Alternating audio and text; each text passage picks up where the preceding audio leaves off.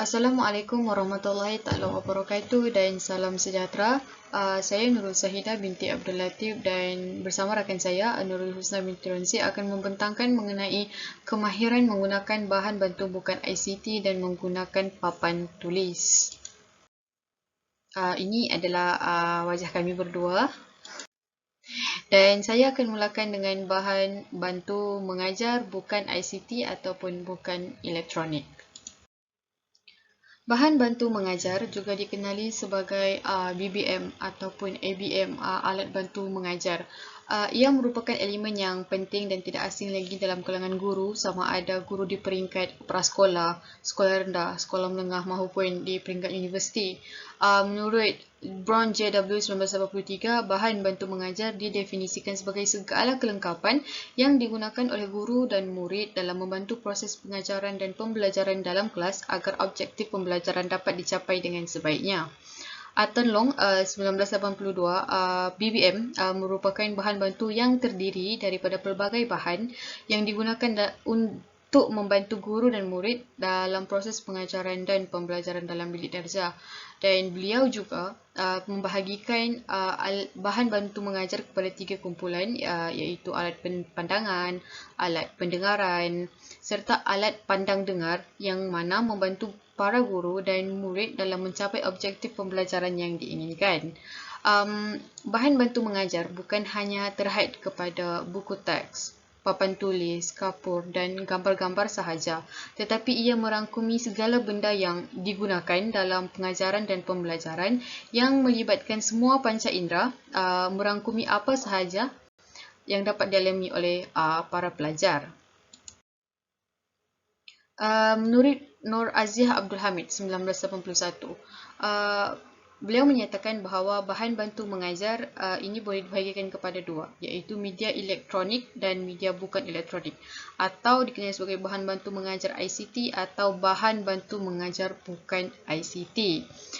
Bahan bantu mengajar bukan ICT merupakan bahan-bahan atau alatan yang tidak memerlukan alat pengunjuran atau tayangan semasa ia digunakan. Kebanyakan BBM terdiri daripada bukan ICT kerana ia mudah diperolehi oleh guru maupun pelajar. Namun secara ringkasnya, bahan bantu mengajar ini dikategorikan kepada 3, iaitu bahan bantu mengajar bukan elektronik ataupun bukan ICT, bahan bantu mengajar elektronik atau ICT, dan bahan-bahan bercorak pengalaman ataupun kisah-kisah benar.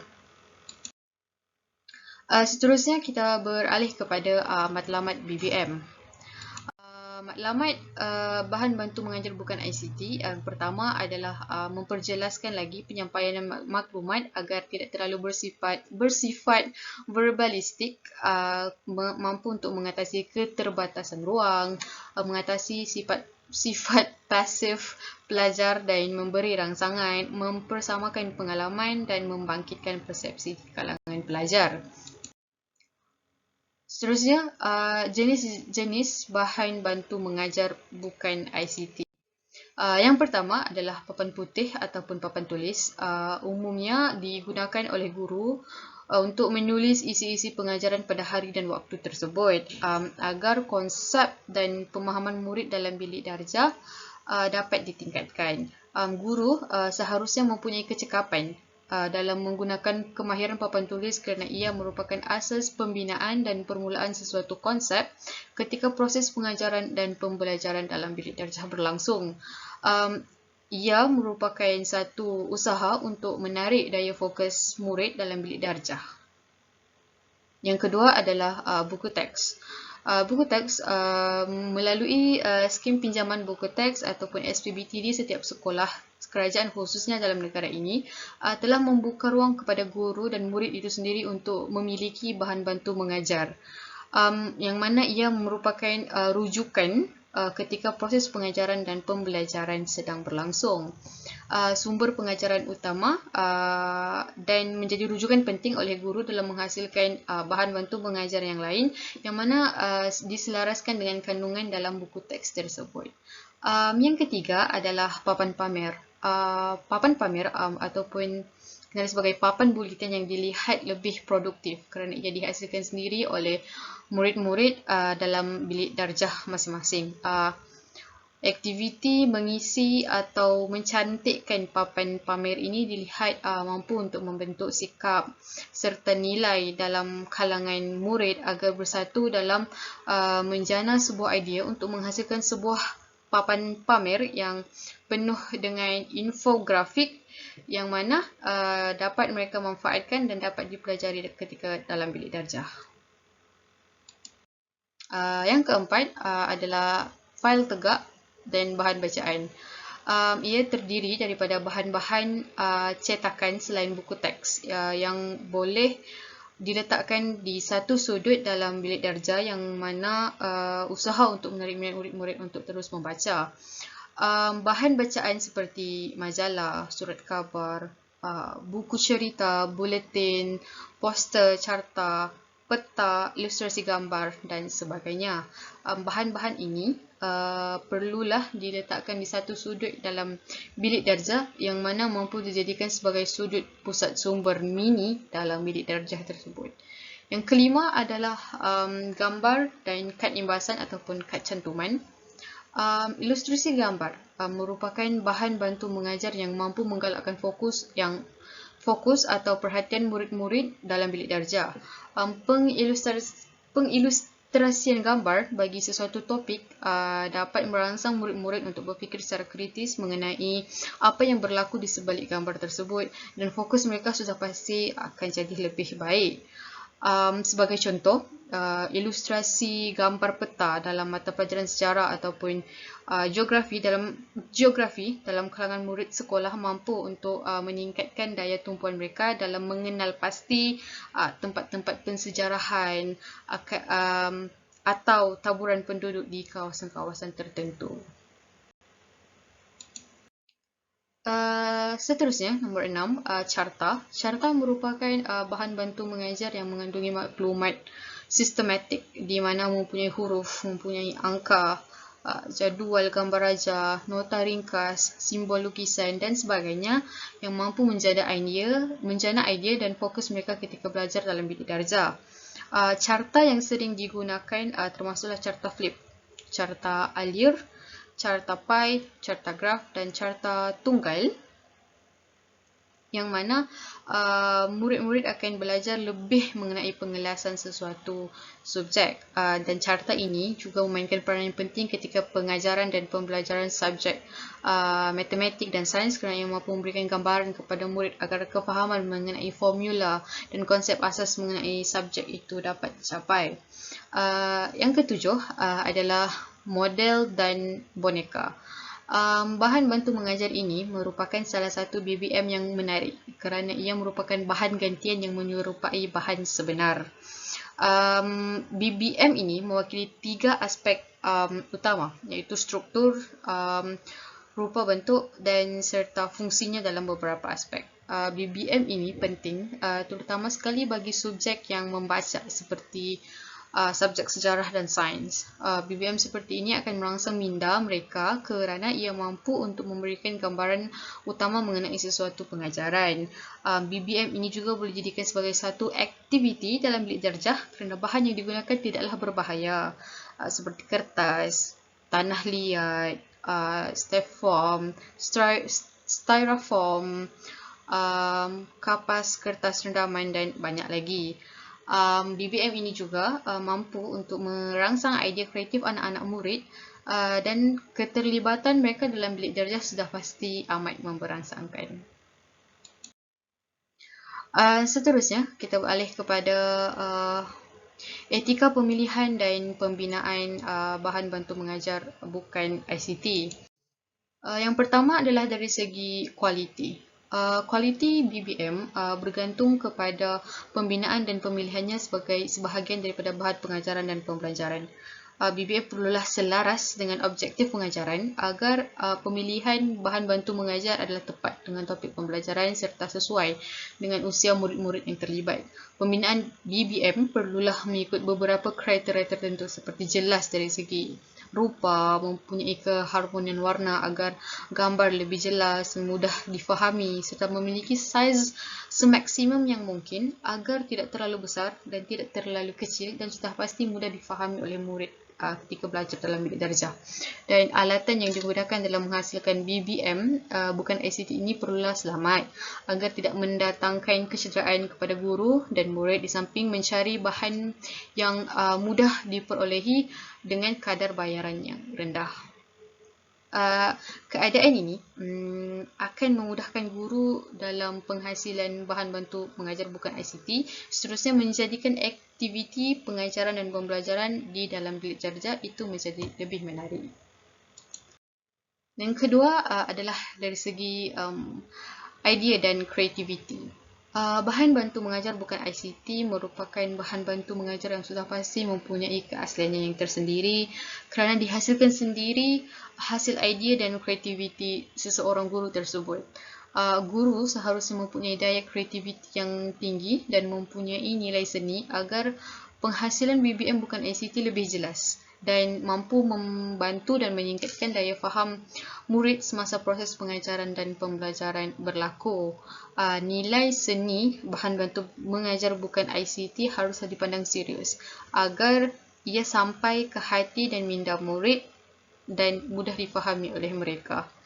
Pemilihan bahan dalam penghasilan bahan bantu mengajar bukan ICT amatlah penting agar diselitkan etika ataupun nilai-nilai murni dalam kalangan murid-murid sekolah. Dan sebagai seorang guru yang kreatif, sudah pasti bahan utama dalam penghasilan BBM adalah bahan kita semula, khususnya contoh ranting-ranting kayu, daun kering dan sebagainya yang mana sudah pasti lebih menjimatkan kos dan dapat menggalakkan murid-murid untuk sayang dengan alam sekitar.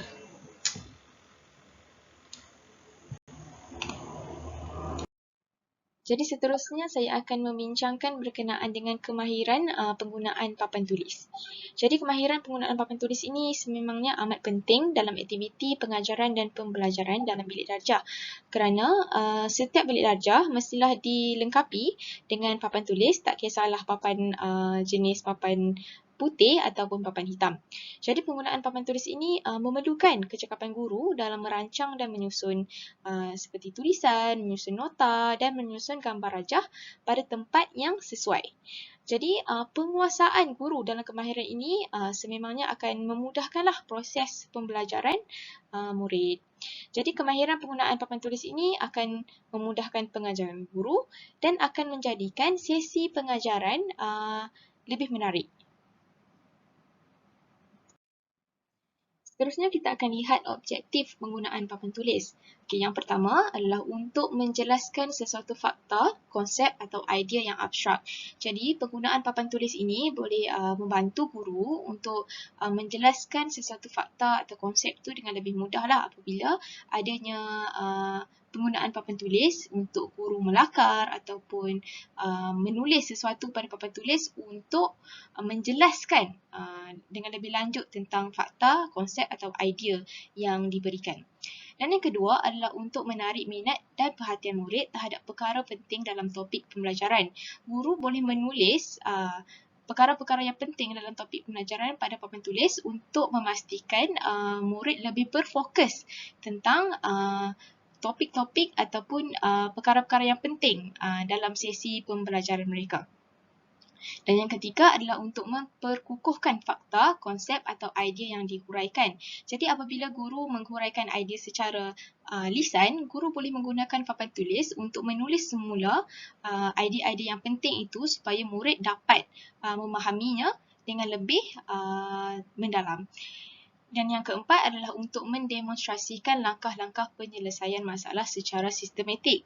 Penggunaan papan tulis ini dapat membantu guru untuk mendemonstrasikan langkah-langkah secara berperingkat. Apabila guru boleh menggunakan papan tulis ini untuk menjelaskan sesuatu perkara itu secara tersusun. Okay, dan yang kelima adalah untuk mempelbagaikan aktiviti pengajaran guru dan pembelajaran. Dan yang terakhir adalah untuk memberikan peluang kepada murid-murid mencatat nota dari papan tulis.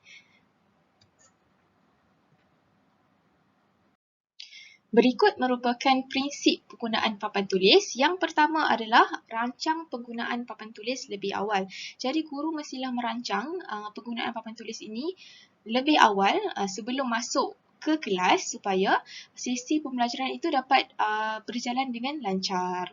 Dan yang kedua adalah guru mestilah memahirkan diri dalam kemahiran melukis gambar rajah yang menarik.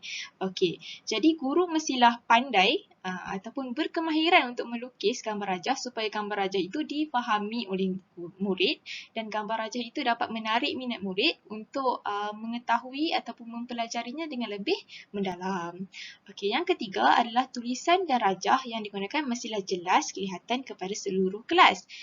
Janganlah guru ini melukis ataupun lukis rajah yang sekecil-kecil alam sampai murid yang berada di kedudukan yang paling belakang tak nampak apa yang guru lukis.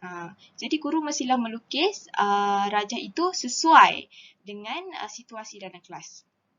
Dan yang keempat adalah penggunaan warna kapur ataupun pen penanda yang menunjukkan penonjolan atau penekanan. Okay, jadi marker pen lah. Jadi guru mestilah menggunakan marker pen yang berwarna terang ataupun berwarna yang pelbagai untuk menunjukkan penonjolan ataupun penekanan terhadap apa yang guru tulis. Okay, yang kelima adalah aktiviti pada papan tulis dipelbagaikan dan pelajar diberi peluang untuk melibatkan diri. Okey, jadi guru mestilah boleh melaksanakan aktiviti yang menggunakan papan tulis. Jadi papan tulis itu tidak semestinya hanya digunakan oleh guru. Malah pelajar juga boleh dilibatkan dalam aktiviti penggunaan papan tulis. Jadi apabila pelajar ini melibatkan diri tampil ke depan untuk menulis di papan tulis secara tidak langsung, pelajar itu dapat membina keyakinan diri. Okey, dan yang terakhir adalah masa penggunaan yang sepadan dengan aktiviti pengajaran. Okey, jika terlalu lama akan membosankan murid. Okey, jadi janganlah guru ni menggunakan papan tulis dari awal kelas sampai akhir kelas. Jadi perkara ini akan membosankan murid lah bila guru asyik menulis dekat papan tulis tapi tidak berinteraksi ataupun tidak melakukan aktiviti yang lain dengan murid, menyebabkan murid bosan. Okay, seterusnya kita akan lihat kesan penggunaan papan tulis. Okay, yang pertama adalah murid dapat memahami fakta, konsep dan idea dengan lebih jelas. Jadi apabila guru berkemahiran dalam penggunaan papan tulis ini, guru dapat menjelaskan ataupun memberi huraian yang lebih kepada murid apabila guru menggunakan bantuan papan tulis. Contohnya guru akan melekatkan rajah ataupun guru menulis isi-isi yang penting supaya murid lebih memahami fakta ataupun konsep yang ingin dibawa oleh guru. Dan yang kedua adalah murid dapat menumpukan perhatian terhadap aktiviti pengajaran guru. Jadi apabila guru menggunakan papan tulis, contohnya guru menulis isi-isi yang penting dalam topik pembelajaran pada papan tulis, jadi murid akan menumpukan perhatian mereka terhadap isi-isi penting itu. Okay, yang ketiga adalah murid dapat mengikuti perkembangan pengajaran guru dengan penuh minat. Hal ini kita dapat lihat contohnya apabila guru ingin melaksanakan demonstrasi. Jadi guru boleh menggunakan papan tulis ini untuk menjelaskan demonstrasi langkah demi langkah kepada murid. Jadi guru boleh menulis ataupun melakar langkah demonstrasi itu satu persatu. Jadi murid dapat mengikutilah perkembangan pengajaran guru itu. Okey. Dan yang keempat adalah murid berkeyakinan terhadap pengajaran guru. Jadi apabila guru ni mahir menggunakan papan tulis, mahir menyusun nota, mahir melakar rajah, jadi hal ini dapat memberi keyakinan kepada murid untuk menimba ilmu dengan kita, dengan guru lah. Okay. Dan yang kelima adalah aktiviti pembelajaran pelajar menjadi lebih menarik. Jadi apabila guru menggunakan papan tulis ini sebagai salah satu aktiviti dalam bilik rajah, hal ini akan menyebabkan murid lebih seronok untuk belajar. Okay. Dan yang terakhir adalah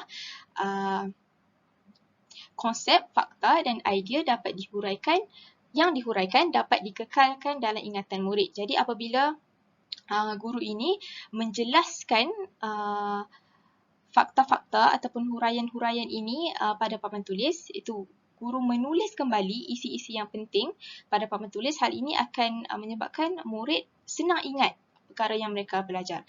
Lagi-lagi apabila guru melakar rajah pada papan tulis, dan hal ini akan memudahkan proses ingatan murid. Apabila sebenarnya untuk proses mengingat, kita lebih mengingat benda yang visual, yang kita nampak, daripada benda yang secara lisan sahaja. Okey, baiklah. Seterusnya kita akan lihat komponen kemahiran penggunaan papan tulis. Okey, jadi komponen yang pertama adalah kejelasan. Okey, kejelasan ni penting ya untuk kita pastikan murid faham apa yang kita cuba sampaikan melalui penggunaan papan tulis. Jadi yang pertama adalah saiz tulisan yang sesuai. Apabila kita ingin menulis pada papan tulis, kita mesti memastikan tulisan kita itu saiznya sesuai, atau senang kata saiznya cukup besar hingga semua pelajar dalam bilik darjah itu nampak dengan jelas dan faham apa yang kita tulis. Dan yang kedua adalah tulisan kita mestilah kemas dan tepat. Sebagai guru, kita mesti memastikan tulisan kita kemas supaya setiap orang dalam bilik darjah itu faham akan apa yang kita tulis pada papan tulis. Dan yang ketiga adalah gambar rajah jelas dan ringkas. Apabila kita ingin melukis ataupun melakar gambar rajah itu mestilah nampak, mestilah murid nampak dengan jelas apa yang kita ingin lukis.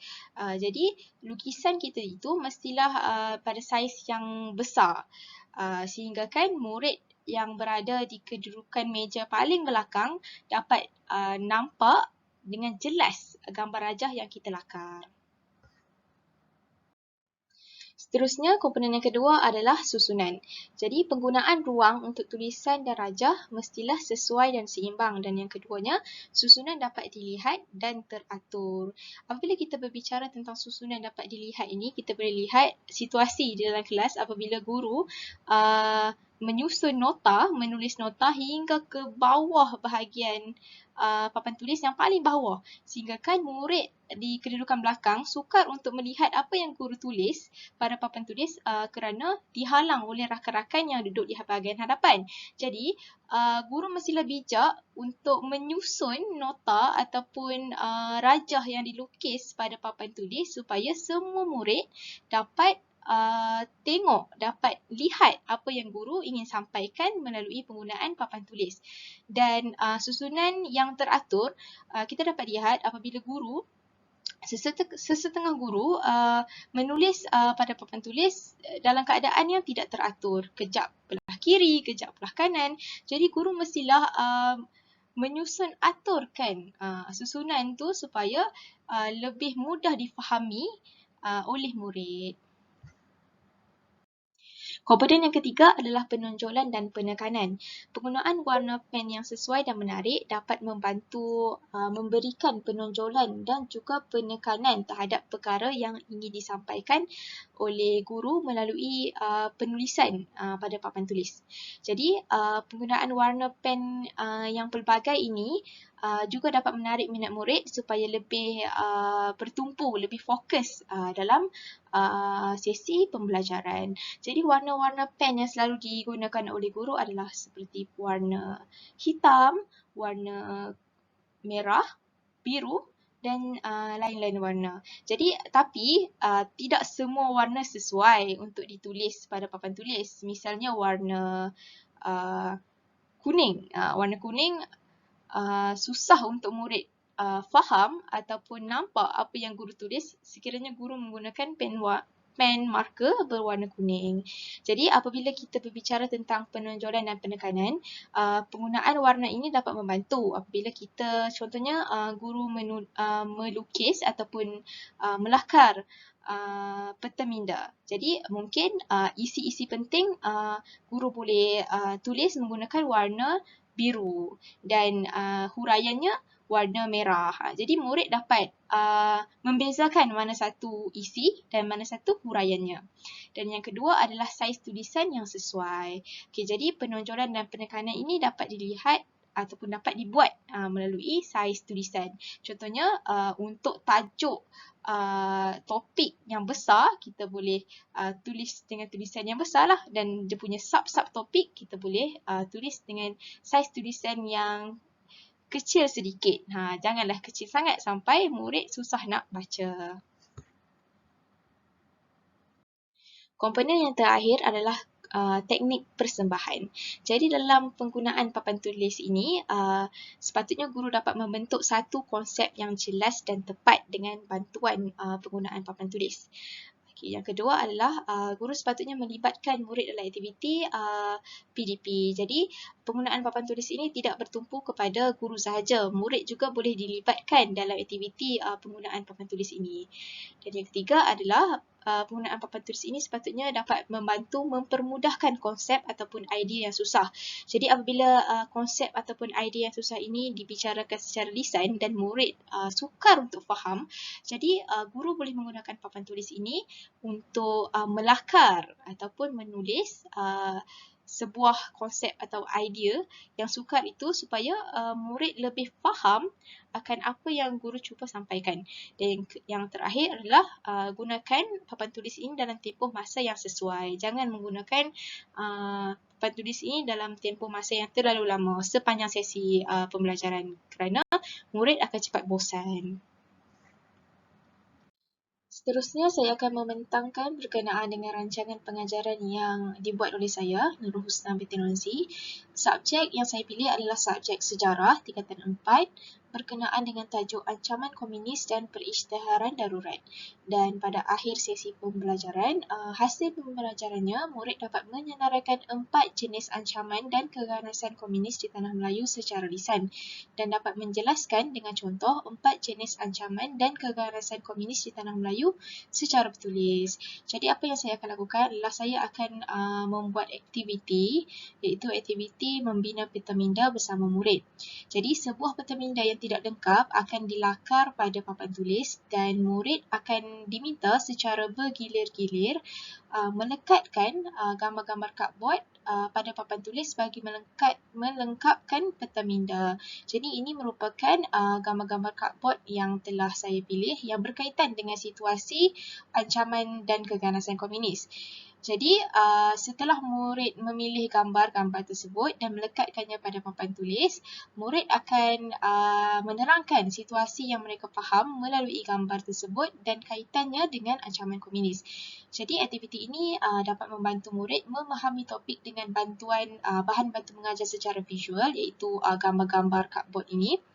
Dan hal ini dapat meningkatkan tahap kefahaman dan daya ingatan murid tentang tajuk yang diajarkan.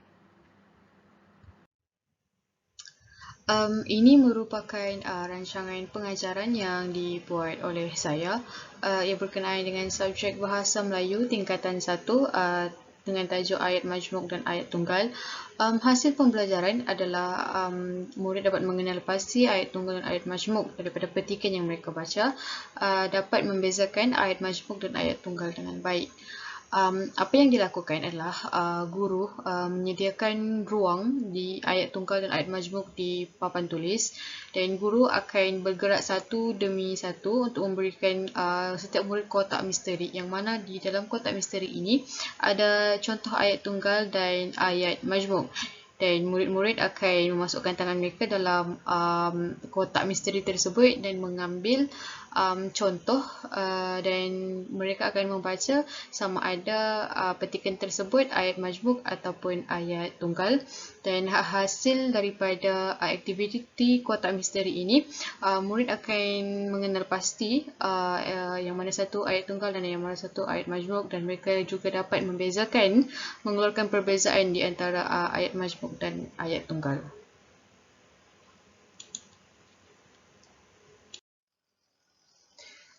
Jadi itu sahaja pembentangan daripada kami berdua mengenai kemahiran menggunakan bahan bantu bukan ICT dan menggunakan papan tulis. Itu kami akhiri dengan sekian, terima kasih.